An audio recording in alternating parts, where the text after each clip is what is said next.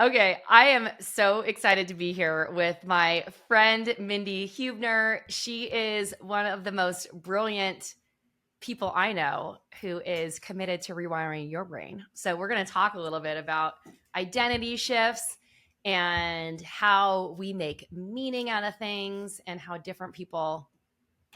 I don't know. We're just going to see where this goes because we just had a conversation. We're like, we should be recording this right now. Welcome to the show, Mindi. Thank you. I am so excited to be here and do some brain rewiring on the spot for everyone that's listening. We are going Yes. to make massive shifts here with little micro movements. I'm excited about it. So fun.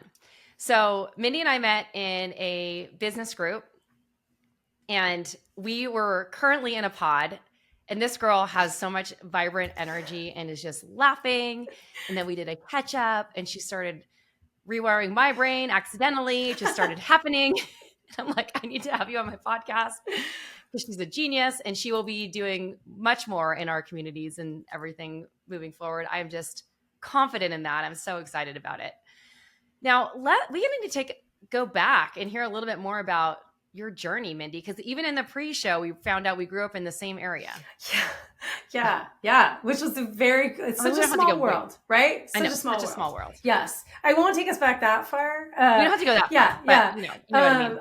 I will take you to the origin of what I do. Like I have taught, coached, mentored my entire adult life.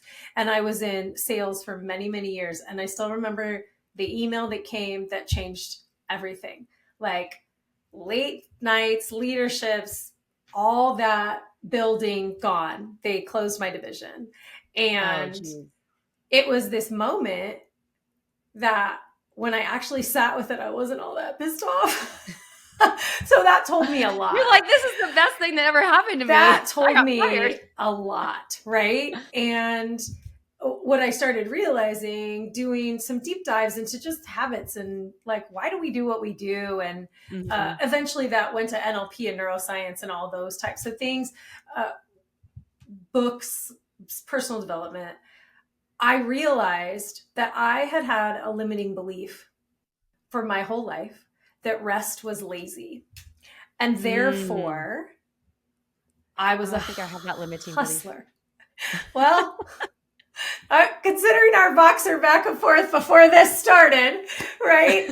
Like I was a hustler and that meant 24/7, right? Drinking all the coffee I could, like sleep when you're dead, like all those types of things.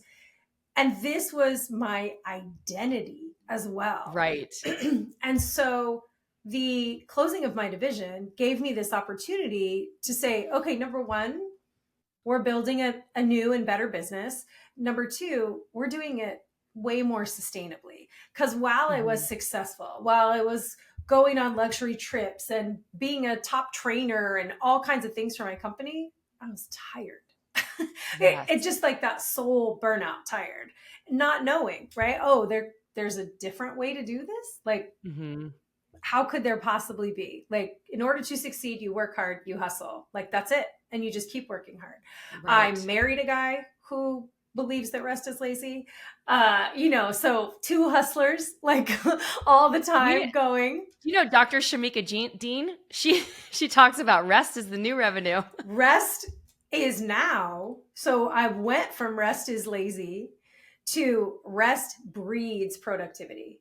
It breeds creativity. Now I am seeking rest. I'm a pro rester now because I know what it offers to me. And that hustle that was always happening, that then I realized that the belief was rest was lazy, and that what a belief does. Like, so you have mindset and you have identity, and your mindset is your relationship with something, and it can drive actions, the way you feel about something, your relationship with it. So it's your relationship with time, with money, with rest, right? With whatever, insert here.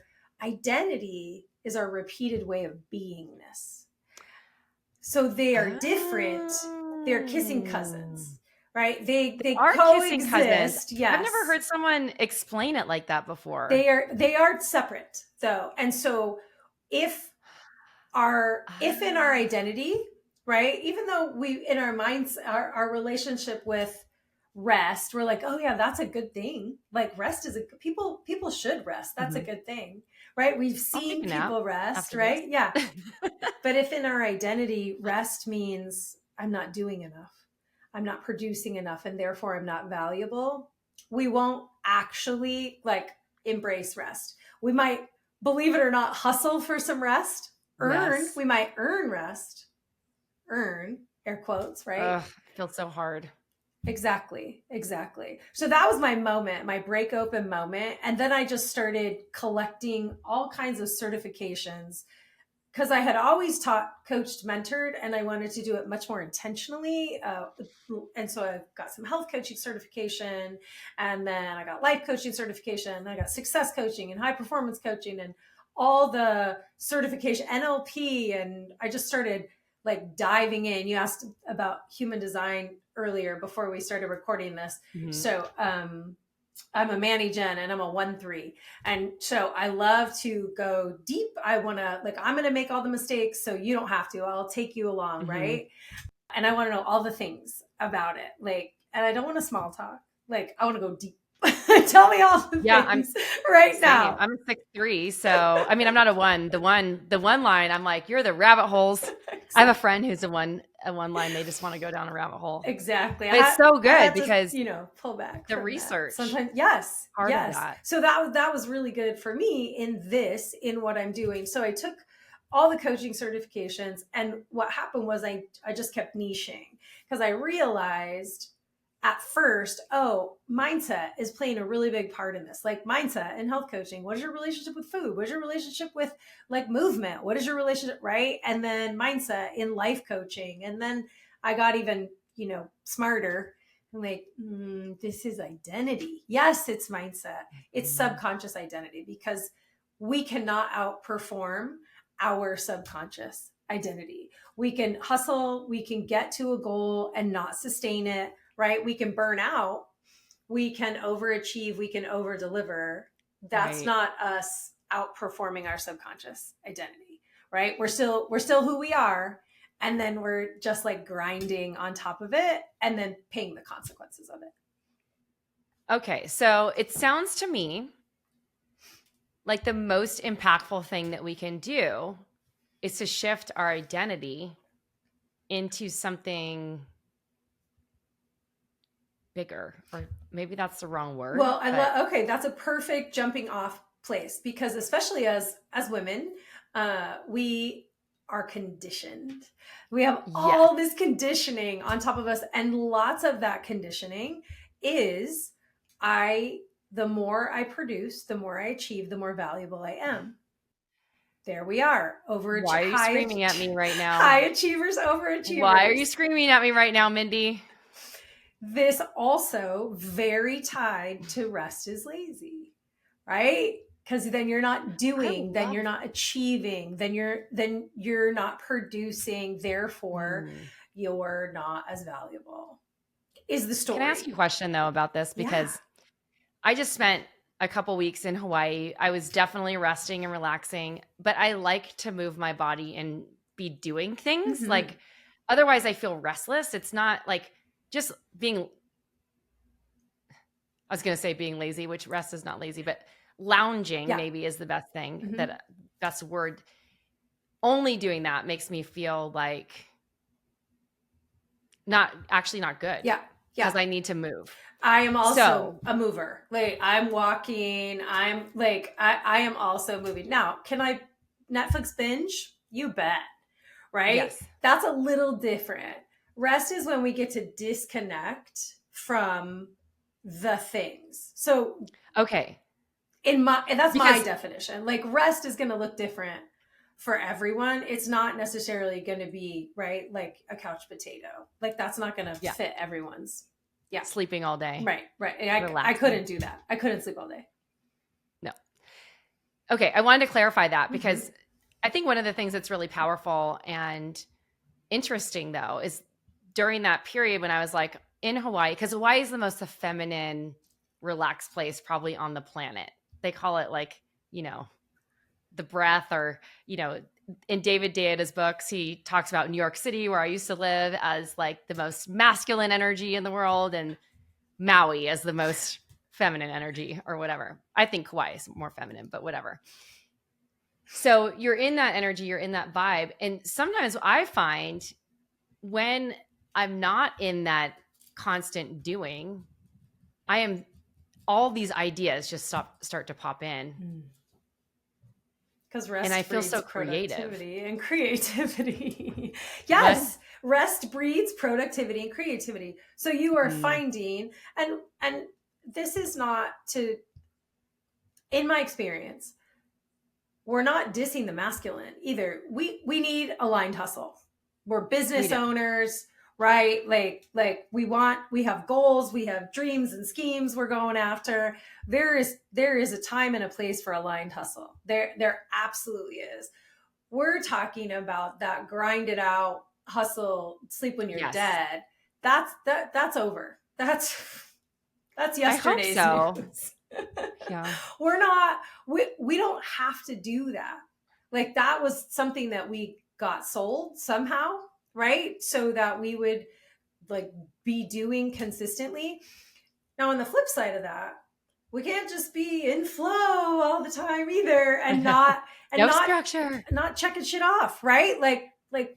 It's the marriage of the two. It's that beautiful ebb and flow between the two is where we find our sweet spot and where we find that alignment so that we can allow those innovations in and those downloads in. But if we are always grinding, we can't see the innovation because we can only see the next thing and the next thing. Yes, true. This is true. Now, there's so many places I could go from here, but I think what I want to ask you next is, or just give some context. You work with a lot of high achievers who are up to big things. They're in the process probably of a huge identity upgrade. When people come to you, what are they usually coming to you for? Like, what do you help them with? Success is heavy because for several reasons. Sometimes it's heavy because they have lost sight of themselves. And so other people's goals, right? We go after other people's goals because that's what we're supposed to do, right? We're supposed to have 6-figure launches and $1 million in revenue and right?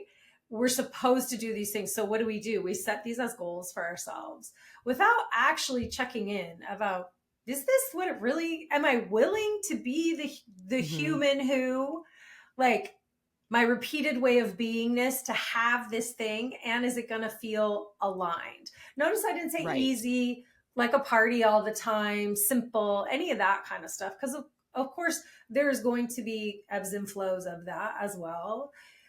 When we think that there's only one way to get to something and it's the way that someone else told us, success can feel heavy. When we have checked all the boxes and something's not quite right, we've hit those numbers and something's not quite right. I actually had a client who she only worked no more than 25 hours a week in her business. 20 was her sweetest spot, and it could go to 25, but never more than 25. She really wanted to hit $1 million in revenue for the year. And she had decided that the only way to do that was to be like the other entrepreneurs that she knew that had hit it. And they did not have her scheduled. They did not have her life. And so that told her, and they weren't aligned with her in the way that they lived their lives. So that told her she couldn't have that goal because that was the only way to get it. We had one session, 15 minutes, unlocked that, rewired that belief that there was only one way to it. She got off the call, crafted a plan, 3 months, hit $1 million. What? 3 months. She was primed and ready, but the limit, she was honoring the limit more than honoring her limitlessness. I don't have to do it someone else's way. That's fascinating. That's how much we don't go back and visit the meaning that we give something. Just it comes in subconsciously, right? And we never go back and visit it sometimes ever. And in this case, because she knows that it's the 5 inches between her ears that stop her the most, because she's brilliant and she's an executor and she's a planner and she knows how to do all the things. She knows it's the overthinking, it's the I can't, those types of little sneaky things that come in for the highest achievers, right? The highest performers. We still get those feelings where something's sticky. And so we take one step forward, two steps back. I feel this so much right now, especially like I don't even know what to ask you in this moment because there's so much about identity being tied up in productivity and then also what's possible based on the amount of hours that you work. And you hear all this stuff. Like, how does someone quantum leap and quantum shift like that from going, I can't even imagine this right now, which is like such an exciting thing to consider that it's possible. You know, you hear people, I was listening to some manifestation coach one time and, you like all these people talking about their manifestations on Instagram or whatever. And this woman, she's kind of quirky and she's like, I just manifested the chef's kiss of manifestation, fruit on my front door. And I was like, okay, I have to watch this now because this is like, she's like, I was just thinking about fruit and someone accidentally delivered fruit to my door when I can't get a hold of DoorDash. I don't know why I'm telling you this. Well, I love that you're telling me this because let's take this to another place as well. Yes. Your RAS, your reticular activating system, right? A filter. We'll just call it a filter. And for very general definition, it brings you what you anticipate and expect. So when we allow ourselves to expand our identity, and really the work I do is you just are coming home to you. You are more authentic. You operate and lead out of self-trust because we shed the conditioning. So while you will feel new, what you really are is this up-leveled version of yourself because you've shed the conditioning. You've gotten rid of the things it's like that were stopping you're letting go of like the hard shell or something that's keeping so you it's not caged in. New year, new you. It's me, right? Without all the garbage in the way kind of thing. Because you ultimately, you have all the resources that you need on the inside of you. You are totally capable. You're totally powerful. It's shedding the conditioning that is stopping you from taking the aligned action and or believing that you're worthy of rest or you don't have to prove your value by working.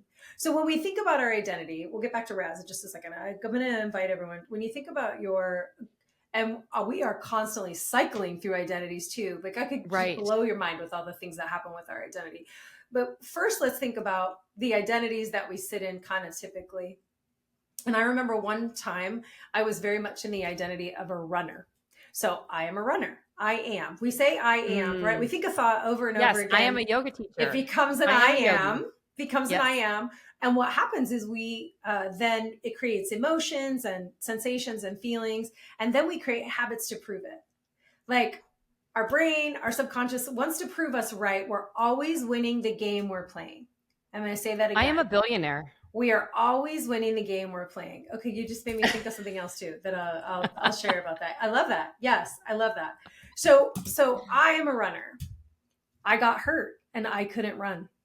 This was a problem because this is who I was. Exactly. So some people are probably like, no, like this was an existential crisis. I feel that so much because I tore my hip. I was a yoga teacher for a very long time and practiced yoga, but I did mostly yoga and cardio for exercise. I loved it, but I wasn't strengthening my muscles enough. And even though I looked toned and everything like that, there was something missing and I tore my hip and I couldn't do yoga anymore. And it's been a journey. And I'm like, who am I if I'm not a yogini or a yoga person? Exactly. So I say that so that everyone like understands when we have an identity and it becomes a box, then we know it's time to up level. It's time to blow out the walls on that box or at least stretch them. why was I identifying as a runner? Like, what had made this my identity, like my I am statement? So I started getting really clear on what was it about that. I love to move my body. I love that running is just based on me. I can do it on my own terms. I could have shoes and go anywhere, anytime, right? I just loved the freedom that it brought, how I felt afterwards, like all the things. And so I said, well, I can have a lot of that even if I can't run, right? Even though I was healing the injury or hoping that I was going to heal the injury, I got underneath the identity of a runner.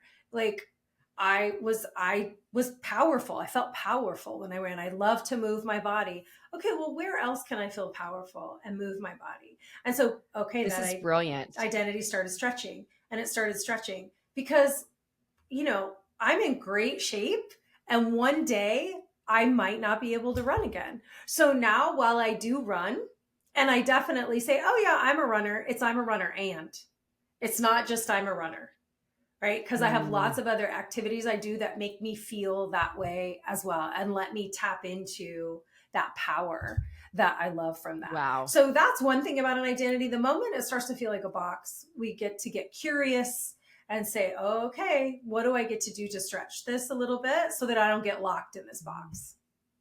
Wow, I haven't heard it described that way, and it's such a brilliant way to describe it. What are some of the most common identity boxes that people put themselves in? That is, well, when we have achieved revenue of a certain level, and then we're not achieving that revenue anymore. When we get married or divorced, have children, don't have children, like there are some very, specific places that we put ourselves.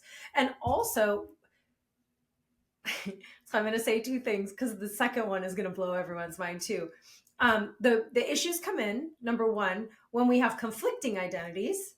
So we have trouble there when we have conflicting identities, or when we get stuck in an identity. And so being stuck in runner identity when I couldn't be a runner anymore, that is a problem, right?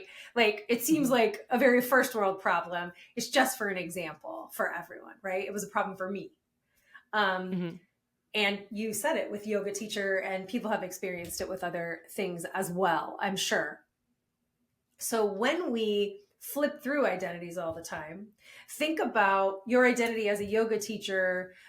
When you're here on the podcast that is not just about yoga, probably wouldn't serve you the best to be in that identity while you're being a host, would it? Here we are cycling through identities. Your identity. But the interesting part about that, though, is as a yoga teacher, I mean, I wouldn't identify as a yoga teacher as a podcast host, but it gave me a lot of the skills that this is maybe the stretching part to inspire people. Yes, exactly. It's about being Tracy, conscious being of choice. I could grab a little of that yoga teacher. I grab a little of that podcast host. I could grab a little of the skills from this, a little of the things from that. So that's how we're cycling through those all the time as well. So I'm a grandma. Probably wouldn't do me a real good job to come in here in the identity of a grandma and start talking to everyone like they're my 3-year-old granddaughter, right? Though she's brilliant. I mean, brilliant. Watch out, world. Like that's not the best identity for me right now. Right now I'm in teacher, coach, expert zone, right? So that's, we want to be able to cycle through not only identities like that we give a title to mom, business owner, those types of things. We also get to cycle through emotional identities, and every identity is a role with a goal. A role with a goal. A role with a goal. When you are angry, your goal is not to be happy. When you're angry, your goal is to be angry, because there are gains and payoffs from being angry. You've decided. And so there's nothing wrong with being angry, and there's nothing wrong with any of our emotions. They're all indicators. They all tell us we're alive, right? They all show us like, oh, something's going on here, whether we call them, empowered emotions or disempowered emotions, however we want to label them. Again, The stickiness comes in when the emotion is controlling us and we're not controlling it. When we're not conscious being of choice going, a little righteous anger is going to be really well placed right now. Mm-hmm. And then I'm going to come back to being me. I'm going to get the benefit and the payoff from it. And then I'm going to remember that who am I being and who do I want to be? Okay. I love that. So what's your process, or what's an easy, I mean, it's not easy, but what is, or maybe it is easy. Maybe it's very easy. Maybe it's very restful too. Your process for, I'm like, hit me. What's the question? I know, I can't get it out. Your process for identifying when you're stuck in an identity box. Mm-hmm. Mm-hmm. And then how to move yourself out of it, because I feel like this is daily work. It is. Let me give you a little context here. My identity has been shifting a lot. And then I'm also like redefining like who I am. And I mean, I'm joking, but I'm not really joking about, maybe I don't really care about being a billionaire, but I would like to be very, very wealthy in my lifetime. Same. And I identify as that, but my current reality is not that. And then also the old belief systems about myself pop in, about worthiness and all that stuff when I'm in one of those periods of being in like the darkness, or the what they call the magic dark, or the messy middle, or whatever you want to call it, right? Mm-hmm. So I've been spending like all these mornings basically journaling on who is the person that has this identity, or who am I becoming? Mm-hmm. And I feel like saying who am I becoming is such a almost like overused ChatGPT, or like this spiritual thing about people expanding into a new identity thing. But really, that's like the best way to describe it. We were saying this long before ChatGPT. I know, but it's like, who are you becoming? Like, who are you stepping into? Yes. And then really embodying that energy. Like, what are the boundaries? What are the things that you are not unwilling to take anymore? And also, what are you bringing to the table, and how are you showing up differently? So how do you bring that I love this. into reality? Yes. Perfect question. Because I could journal about it all day, yes. Mindi. So here's what you're doing as you're journaling about it. So conscious, subconscious, conscious 5%. We're just going to do some numbers here. Your subconscious operates 95%. Yes. Your subconscious thinks in pictures and sounds and feelings. So I love that you're journaling about it. You are doing part of what I call a 24 karat outcome. This is my 24 karat identity framework that I use with all my clients. And a 24 karat outcome is a SMART goal with magic on top. Okay, because SMART goals that's the 5%, right? Mm-hmm. What a SMART goal is missing is all the subconscious alignment. Right. And if you're operating 95% out of the time out of that, we want to get those two things working together. What you want consciously and what you believe you deserve subconsciously, what you want subconsciously. So what you were talking about, who is she? This is a 24 karat outcome. It is December 31st, 2025. And I am the woman who created XYZ, launched 3 times. I'm seeing this much in my bank account, like whatever it is that you want it to be, right? This is who I am. So I've now written it out. Now I'm going to dive into a swimming pool of this. I'm going to picture, sounds, and feeling it. So what am I seeing? What am I seeing? I'm seeing Hawaii. I'm seeing the tops of my feet with my toenails painted red and the beach over them, right? As I am also seeing the top of my book that I am reading while I am listening to the waves come in, right? Like I am having full-blown sensory on all of this. What else am I seeing? I'm seeing numbers in my bank account. What else am I seeing? I'm seeing the notifications on my phone, the PayPal, the Stripe, ding, ding, ding, right?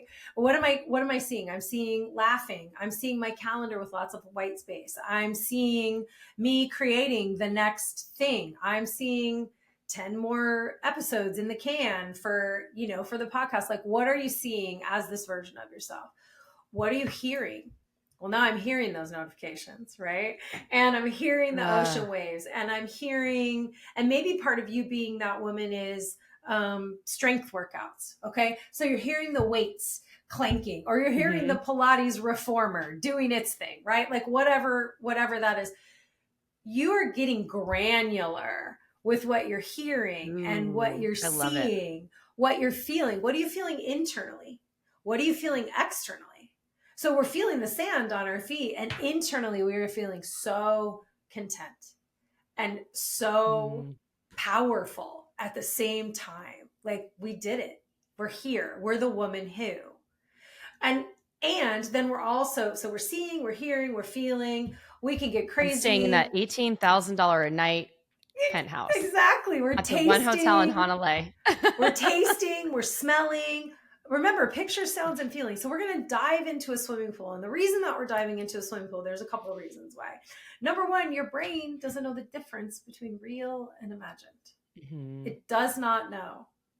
So if you're going to tell it stories, tell it good ones. Yes. So that's one reason that we're going to dive into a swimming pool of it. Another one of the reasons, because of pictures and sounds and feelings, when we create those feelings right now and see the vision. Okay, so this 24 karat version of you, she's out here, right? And we're here. When we know all the things, what we're going to see, what we're going to feel, what we're going to hear, and we've got strategy, we're not dumbasses, right? Like we've got aligned action plans as well to go on top of that. We will be casting votes more often than not towards this North Star, this 24 karat version of us.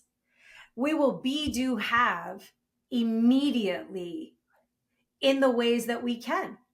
So it might not be immediate that you pay the $17,000 a night for the hotel room, right? However, other things, because this version of you, what kind of sleep is she getting? How much water is she drinking? So much sleep and so much water. You can start being her right now. So your subconscious is like, oh, like we know it's safe to be her. Look at us. We're already being her, and it's not scary and it's not dangerous. And so you're stretching your known zone right now, and you're proving to future self, I know how to do this. I can be this version of me. And it's then we ask ourselves, like, what internal resources did I use to get here? Like, what internal resources? I used my ability to ask for support. I used my innovation and my creativity, and I used my humor, and I used my sarcasm, whatever internal resources you used to get there. I used my yoga teacher training, like seriously, whatever internal resources you use. Because remember, I told you have everything you need on the inside of you already, including the brains to know how to ask for something that you don't have. To hang out with people who elevate you. Like this is how we bring our subconscious into alignment with our conscious, with a 24 karat outcome. We have now put pictures and sounds and feelings. We can cast votes more often than not, even tiny ones, right? Because that is every time we do that. Think about it like you're fishing. So you cast, not that I fish very often, and you're like every time you cast a vote, you're like bringing it closer. You're closing the identity gap between who you are and who you want to be, who you're becoming and or unbecoming, if we're being real. Yes. Right? Mm-hmm. We don't want to be the women who make $1 million one time. We want to be women or humans, whoever's listening to this, who can make $1 million as many times as we want. That's the magic. That's the identity. Make $1 million in a day. That's the repeated way of beingness, right? That we don't just want to read one book. We want to be readers. We want to have the identity to make it happen. And that's how we close that gap. I had a podcast with someone a couple of months ago, Anna Lozano, and she was talking about goals that they were setting. She's like, oh yeah, I want to do this goal. And then she's like, well, what would it feel like if you were playing a bigger game and she's like, oh, I want to have a $250,000 month. And her friend asked her, like, what would it feel like to have $1 million month? And I was like, oh, she's like, that's where it gets stretchy. You like feel it. So what if you could just imagine and feel what it would feel like to have XYZ? Yeah. And get into that energy. I love this idea of casting votes towards all the things. Because think about the little ways, and I say little, right? These are the micro moves that we're making towards this macro outcome. And so think about all the little ways right now. Number one, here's what else is going to happen. You're already being her in so many ways. Everything's going to be like, oh, we actually do know how to be her. Like, look at all those times we trusted ourselves. Look at all those times we took calculated risk. Look at all those times we did, right? Look at all those times we didn't overthink. We didn't feel the need to over deliver or be overly responsible for someone else's outcome. Like, you'll start seeing that. And again, okay, so your subconscious is not designed to get you successful, right? It's to keep you in the known and to keep you efficient.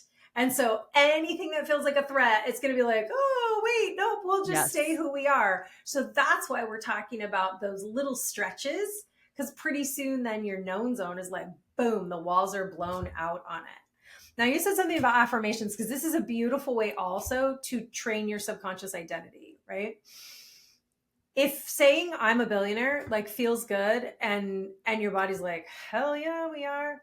Say I'm a billionaire all day long. Like, and start looking for proof of it and ask yourself, like, who do I get to be as a billionaire? Like, what am I going to do as a billionaire? Right? What's my time going to look like? What am I going to do with my money? Like those kinds of things, as well as for the rest of us who, if you said I'm a billionaire and your body went, liar, right? Like, that's not who we are yet. This is what I love to call stair-stepping affirmations as well. So if I'm not a billionaire, am I the human who could learn to become a billionaire?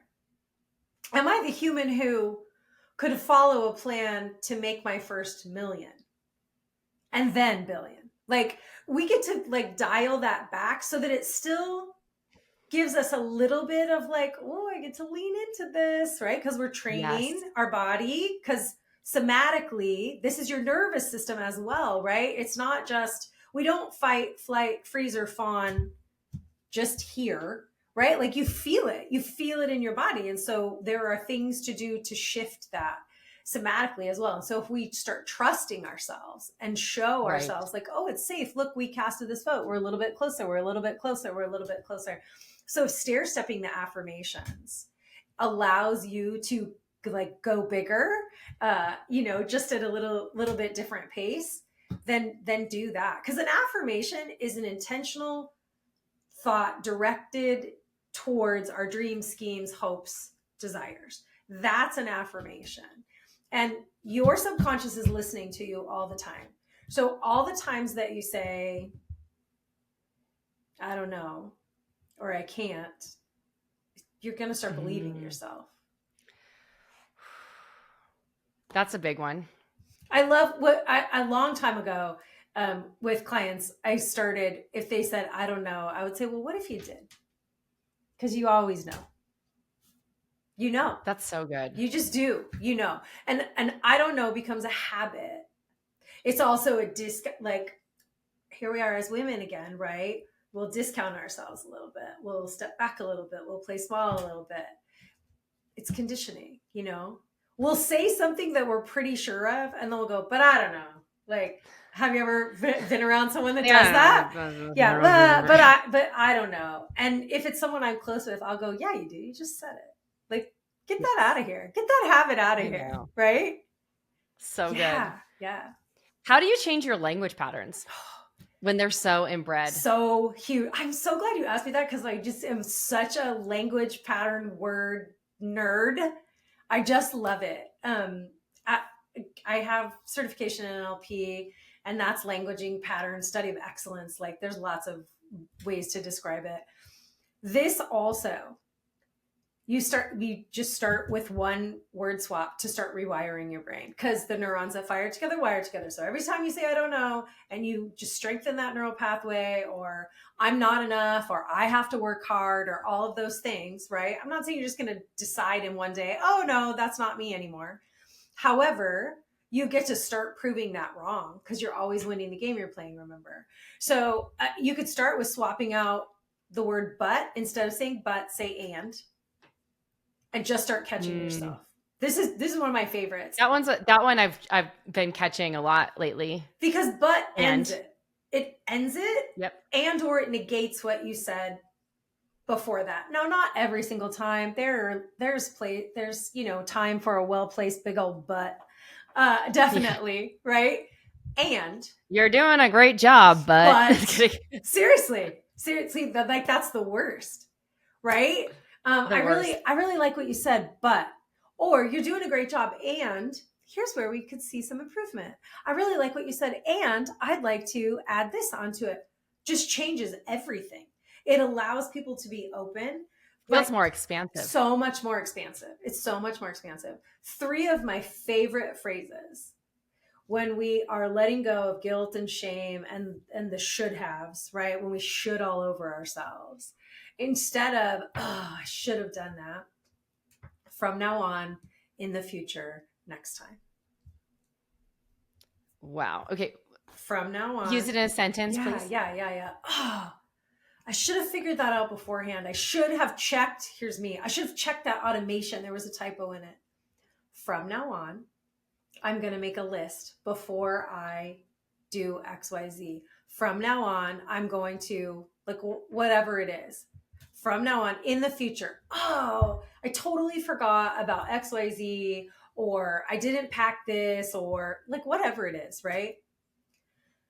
In the future, I will have a snack before I get on a phone call with someone who triggers me, right? Like whatever it is, like from now on, in the future, next time, just start replacing I should have, or what's wrong with me, or I'm so dumb, or if you're saying any of those kinds of things, those are all steeped, because should is just a could with shame smeared on it. So we're steeped in shame and steeped in guilt, and that just crushes us. And so we don't need to operate out of that. Like from now on, in the future, and next time. My clients, any of my clients are listening now going, yep. she's always reminding me every single time those things. I get to say those things, and they say those things too. Now, those are 2 really simple ways to start rewiring your brain, to start expanding, because just feel the expansion from both of those swaps about who you're being, about what you're believing, about what's possible. I'm going to write this on my wall and have it right there. I love it. So I can look at it. I love it. Every day. Mindi, this was awesome. Thank you. You are so fun. Where can everyone find you and work with you? Yes. So I would love for them you can find me on Instagram. I have a CEO identity quiz that I would love for you to take to see what identity is actually operating in the background. Who are you leading from? Find me on Instagram and just drop in my DMs and say quiz, and I'll send it to you. And I'll give it to Tracy to have in the show notes too. But I am going to literally do it like right after this. Is it ready? Yeah. Oh yeah. It's ready. And I don't think there's any typos, but I believe I was having a conversation with someone who said they leave typos. So people don't think AI did it all the time. So that's fair, but I do use Desire AI to write a lot of my copy, or to support me in crafting stories or story arcs. And I know that it's so obvious now that so many things are written by AI that you need to train it to talk more like you. And sometimes when I edit things, there's typos because I'm a really bad typer. It's all good, right? I like to talk more than type. Same. It's so funny. I do a lot of voice messaging, voice notes. If you follow me on Instagram, you'll for sure get a voice message from me welcoming you to my little community. Amazing. Mindy's amazing. Go follow her, be her friend, hire her. She is incredible. Thank you for being here today. It's been a pleasure.